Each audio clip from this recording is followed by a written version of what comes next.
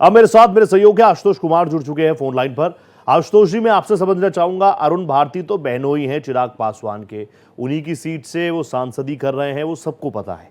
लेकिन पीके भी अगर वेलकम कर रहे हैं, और मैं आपसे समझना चाहूंगा ग्राउंड पर क्या इतना हैवीवेट नाम हो चुका है चिराग पासवान का कि उनके आने से उनकी पार्टी, उनके गठबंधन को इतना फायदा हो? दो बातें पकड़ने की है। पहली बात, 19 में भी चिराग पासवान की पार्टी का कमोबेश परफॉर्मेंस यही था, स्ट्राइक रेट वही था। इस बार भी उससे थोड़ा अधिक, यानी थोड़ा अधिक हुआ है। और चिराग पासवान का चुनाव लड़ना, ऑलरेडी वो सांसद हैं, साथ में वो केंद्रीय मंत्री हैं। अचानक से बिहार के पॉलिटिक्स में आना सबको एक अजीबोगरीब स्थिति दिखाई दे रही है। और महागठबंधन की तरफ से तो सवाल खड़े किए जा रहे हैं कि जब चिराग पासवान यहां से चुनाव लड़ेंगे तो बीजेपी को यह स्पष्ट कर देना चाहिए कि क्या चुनाव में जीत के बाद मुख्यमंत्री नीतीश कुमार ही रहेंगे या बदले जाएंगे। ऐसा ही कुछ सवाल प्रशांत किशोर ने भी उठाया है। उन्होंने स्वागत तो जरूर किया है, लेकिन सवाल जरूर किए उठाया है।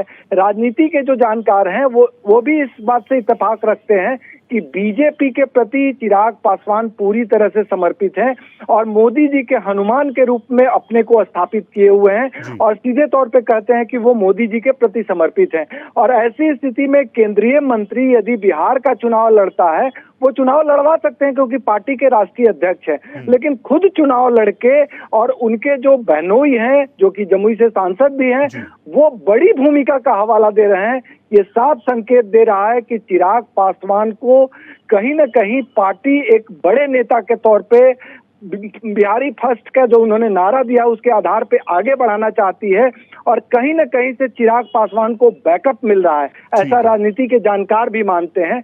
तो मुसीबत खड़ी होगी मुख्यमंत्री नीतीश कुमार के समक्ष, जेडीयू के समक्ष कि क्या चिराग पासवान को यदि लॉन्च किया जाता है तो कितना असहज होगी जेडीयू, ये सबसे बड़ा सवाल है।